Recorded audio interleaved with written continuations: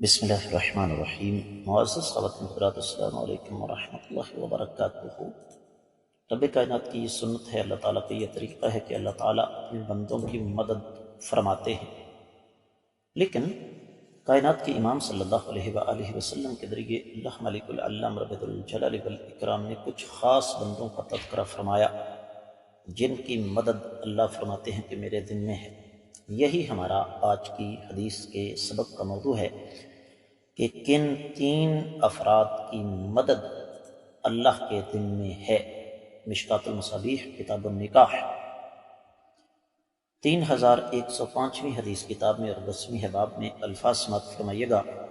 عن ابی ہریرہ رضی اللہ تعالیٰ عنہ ان رسول اللہ صلی اللہ علیہ وسلم قال ثلاثة حق علی اللہ عونهم المکاتب الذي يريد الاداء والناکح الذي يريد العفاف والمجاہد فی سبیل اللہ، رواہ الترمذی والنسائی وابن ماجہ۔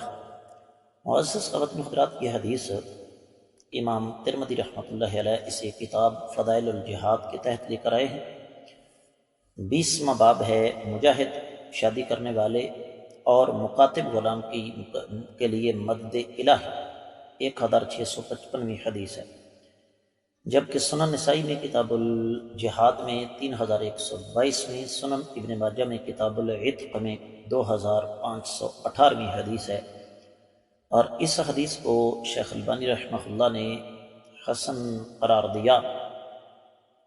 اس کا مطلب یہ ہوا کہ اگرچہ شیخ البانی رحمۃ اللہ علیہ کی حسن حدیث پر اہل علم نے کچھ کلام بھی کی ہے، لیکن صحیح بات یہ ہے کہ یہ روایت کسی بھی اعتبار سے ناقابل حجت نہیں بلکہ قابل حجت ہے۔ شیخ ابن باز رحمۃ اللہ علیہ نے فتاوی نور علی الدرب میں اس کو صحیح قرار دیا، امام بغوی نے شرح السنہ میں اس کو حسن قرار دیا، اور پھر شیخ البانی رحمۃ اللہ علیہ نے صحیح ترغیب میں بھی اس کو نقل فرما کر حسن قرار دیا، اور اسی طریقے سے پھر معزز خواتین حضرات دیگر محدثین کرام بھی اس حدیث پر اعتراض نہیں اٹھاتے۔ مجھے اب تک کوئی ایک ثبوت بھی ایسا نہیں مل سکا کہ اس پر کسی محدث نے کوئی کلام کیا ہو۔ جتنے بھی اہل علم ہیں انہوں نے اس حدیث کو حسن ہی قرار دیا ہے، اور یہ حدیث مسند احمد بن حنبل میں 7410 بھی ہے۔ ترجمے کی طرف بڑھتے ہیں۔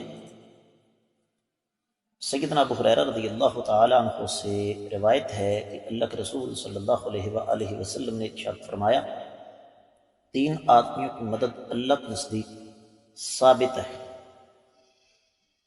اللہ کی راہ میں جہاد کرنے والا، پہلا، ایسا غلام جو کہ تحریری معاہدے کے تحت پیسے ادا کر کے آزادی حاصل کرنا چاہتا ہو، دوسرا، اور ایسا شخص جو شادی کر کے پاک دامنی حاصل کرنا چاہتا ہے، یہ تیسرا ہے۔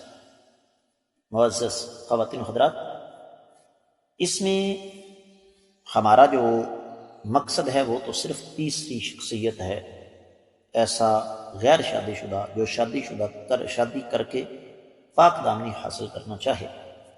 لیکن چونکہ حدیث سامنے آ گئی لہذا ہم تینوں کے بارے میں تھوڑی تھوڑی بات کریں گے۔ مکاتب دراصل وہ غلام ہے جو اپنے آقا کے ساتھ معاہدہ کرتا ہے کہ میں اتنی مدت میں اتنی رقم کما کر آپ کو دے دوں گا، اس کے عوض آپ مجھے آزاد فرما دیجیے گا۔ تو اللہ تعالیٰ ایسے شخص کی مدد فرماتے ہیں، اس لیے کہ وہ حلال کمائی سے آزادی حاصل کر کے اپنے پاؤں پر کھڑا ہو کر باعزت زندگی بسر کرنا چاہتا ہے، اور اس کی نیت بھی بالکل درست ہے۔ اور اس حدیث سے یہ بھی پتہ چلا کہ غلام کو آزاد کرنا بہت بڑی نیکی ہے، اگرچہ وہ آزادی پیسوں کے عوض ہی کیوں نہ ہو۔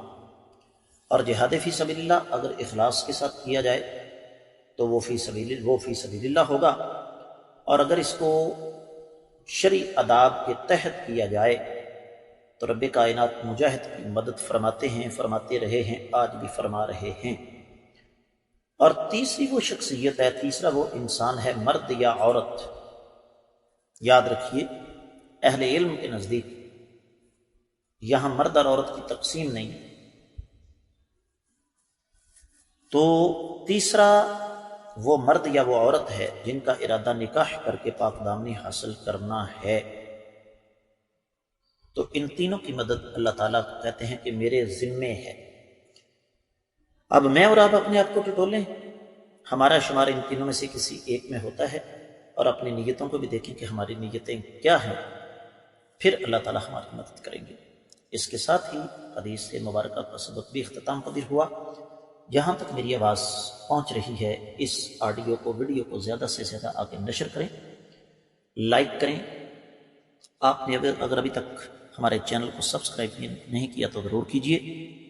کامنٹ سیکشن میں آپ اپنی آراء کا اظہار کر سکتے ہیں۔ کسی بھی موضوع پر آپ کو قرآن و سنت کی روشنی میں رہنمائی چاہیے تو انشاءاللہ وہ ویڈیو بنا کر آپ کی خدمت میں پیش کر دیں گے۔ آج کے سبق سے اجازت دیجیے۔ السلام علیکم ورحمۃ اللہ وبرکاتہ۔